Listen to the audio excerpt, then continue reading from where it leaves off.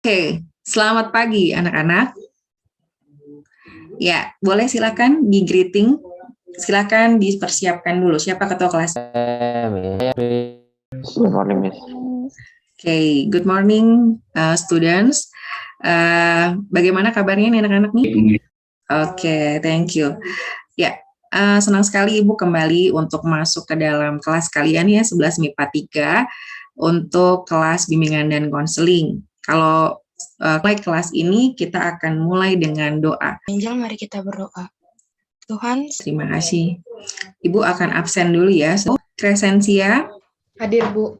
Deborah, Hadir Bu. kita akan menonton video, terus kemudian kalian akan nanti masuk ke dalam Mentimeter, kemudian nanti Ibu akan masuk dalam materi, dan kalian masuk juga kemudian ke dalam breakout room, dan yang terakhir presentasi, kemudian kita akan bermain sedikit dalam Kahoot.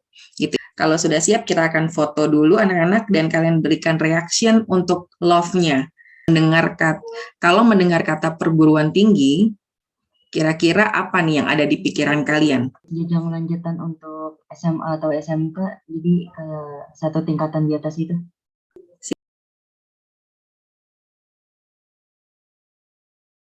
Silahkan dalam video anak-anak boleh disaksikan. Surat untuk mahasiswa baru. Teruntuk adik-adik mahasiswa baru angkatan 2020, angkatan yang berbeda, angkatan yang teristimewa. Memang tak mudah. Sebuah tantangan. Kalian menjadi maba pertama di era pandemi. Angkatan perdana yang akan mengarungi pengalaman menjadi mahasiswa di era baru serba tidak pasti ini sejak awal. Apa yang terpenting adalah kemampuan beradaptasi adik-adik. Apapun jurusan teman-teman, apapun bidang teman-teman, apapun mimpi teman-teman, rasanya akan mengalami perubahan dengan cepat. Terpengaruh oleh progres teknologi ditambah tuntutan pandemi. Survival of the fittest, kata Charles Darwin. Fittest berarti mampu beradaptasi dengan lingkungan. Kunci survive itu bukan yang paling kuat atau yang paling cerdas, tapi yang paling adaptif. Menjadi mahasiswa adalah sebuah privilege. Keistimewaan yang tak semua pemuda diberkahi kesempatan. Kalian adalah bagian dari 35% anak muda seusia kalian yang bisa merasakan bangku kuliah. Itu adalah peluang kenikmatan sekaligus tanggung jawab. Karena kalian adalah mahasiswa, maha dari siswa. Karena kalian anak-anak muda pilihan yang berkesempatan mereguk dalamnya sumur ilmu pengetahuan. Namun kuliah bukan hanya tentang nilai dan IPK belaka, tapi tentang orang-orang yang kalian temui, pengalaman yang kalian jalani, memori yang kalian buat, skill yang kalian latih, pemahaman yang kalian dapatkan. Kuliah itu seperti membeli situasi. Situasi yang mendorong kalian belajar, mendorong kalian berjejaring, mendorong kalian berdiskusi, mendorong kalian bergerak. Sia-sia bila situasi hanya menjadi dekorasi, bukan penunjang tradisi untuk mengisi dengan aksi. Situasi itu akan meminta kalian membaca buku-buku dan jurnal tertentu. Itu kewajiban yang seharusnya tak menjadi beban. Justru jadikan sebagai desakan yang membangun rutinitas membaca.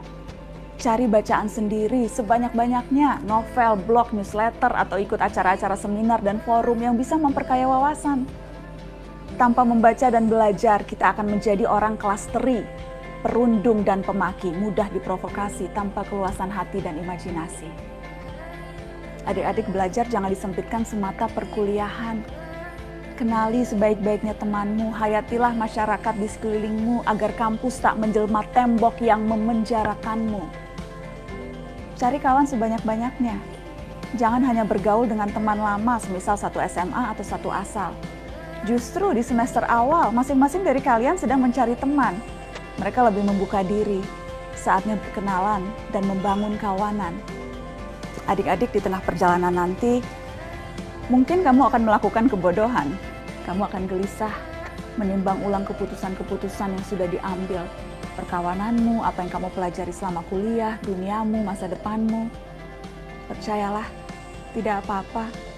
Mempertanyakan semuanya adalah biasa. Apalagi untuk seorang maba yang pada esensinya adalah manusia yang bertanya-tanya.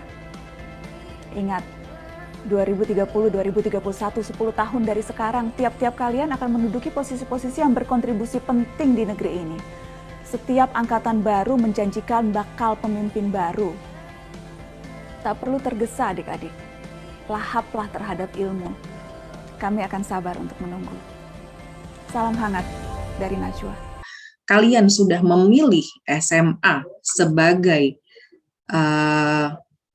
studi lanjut kamu setelah SMP, berarti seharusnya harapan dari Bapak Ibu guru, harapan dari sekolah adalah kalian akan melanjutkan kuliah. Anak-anak, kalau tadi sudah melihat video yang tadi, anak-anak ya, Ibu berharap kamu bisa, ternyata kalian gitu sulit. Oh ya, pasti. SMA aja sulit ya, apalagi perguruan tinggi. Tapi itu ya, good. Skripsi, ya, skripsi. Grafik pemetaan dari kelulusan SMAK Menabu tahun 2019-2020. Ya, yang 2000 pembelajaran hari ini peserta didik mampu mempelajari perbedaan bentuk perguruan tinggi. Nah, Ibu mau tanya nih, perguruan tinggi itu apa sih? Perguruan tinggi adalah lembaga pendidikan formal yang menyelenggarakan pendidikan setelah jenjang pendidikan umum di Indonesia. Jadi bentuk perguruan tinggi itu ada akademi, politeknik, sekolah, sekolah tinggi, institut, dan universitas. Kalau tadi Ibu tanya perguruan tinggi, tujuannya apa? Pertama, menyelenggarakan pendidikan tinggi yang mencakup program diploma, program sarjana, program magister, doktor, profesi, atau program spesialis. Jadi nanti misalnya pendidikan tinggi itu terdiri dari pendidikan, ada 3 anak-anak. Ada pendidikan akademik, vokasi, dan profesi. Perbedaan dari pendidikan akademik dengan vokasi atau diploma. Kalau akademik anak-anak itu 70% adalah teori, 30%-nya adalah praktek. Tapi perguruan tinggi anak-anak, ada tadi bilang adalah universitas, institut, akademik, politeknik, dan sekolah tinggi. Begitu. Mari berdiskusi kelompok guys. Jadi kita akan masuk dalam breakout room. Tadi Ibu sudah bagi ya dalam kelompok ya. Pertama, universitas itu apa sih dan contoh universitas itu apa? Ibu akan buat dalam breakout room ya. Masuk ke dalam kelompoknya. Kelompok ini saya akan memberi waktu hanya 5 menit ya anak-anak ya. 10 detik udah kita masuk ke dalam main room lagi.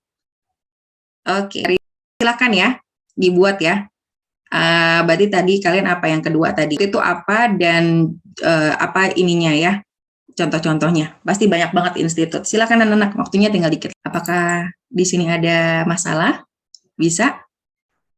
Silakan dibuat dalam Word arti dari universitas dan contoh dari universitas itu ya, banyak banget Ya, Miss. nah, dibuat dalam ini ya, dibuat dalam apa namanya Word ya, nanti soalnya kalian akan share screen, oke?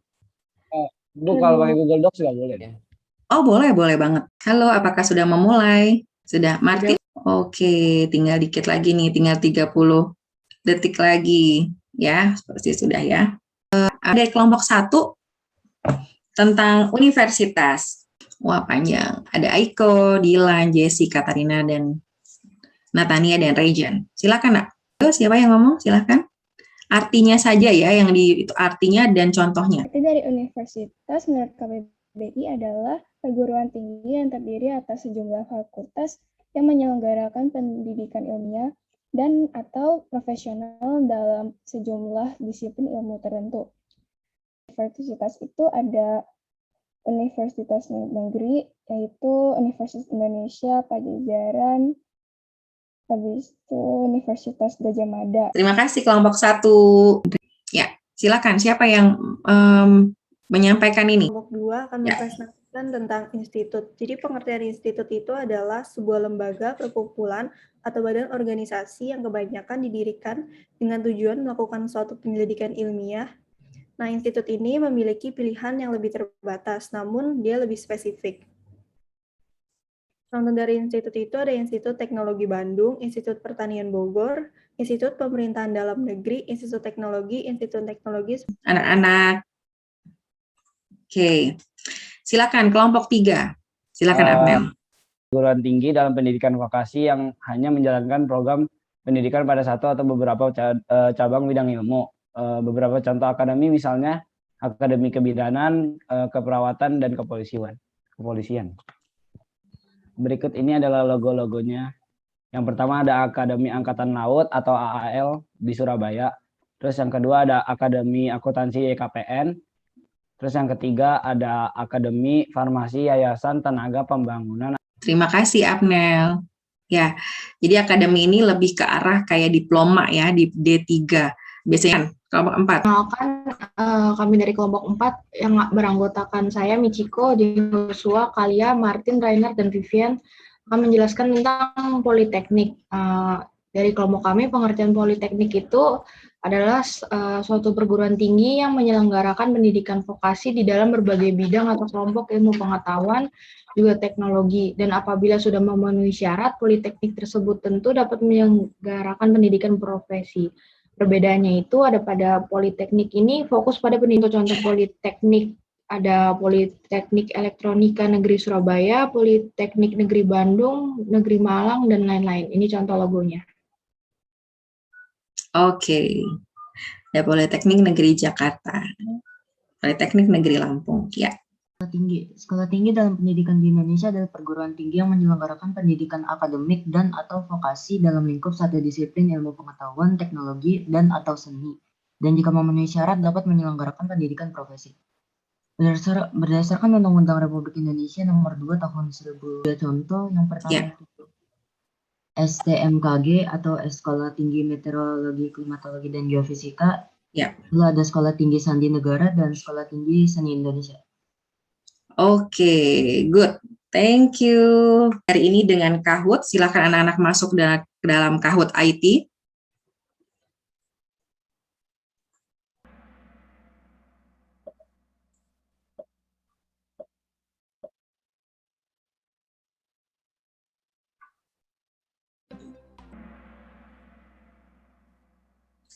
Oke, ada yang salah apa kurang jelas kali ya gambarnya ya?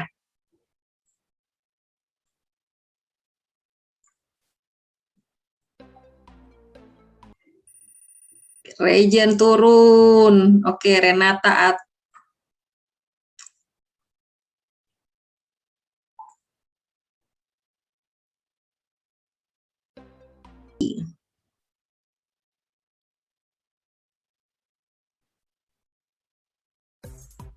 nomor 5.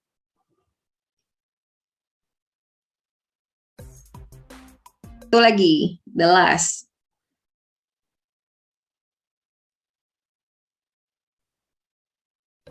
Itu Nadia nomor 3, selamat Nadia.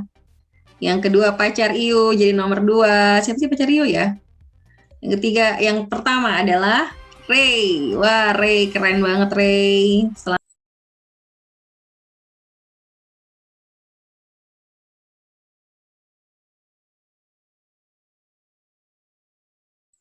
Anak-anak, selesai sudah pembelajaran kita hari ini. Terima kasih banyak anak-anak untuk kerjasamanya.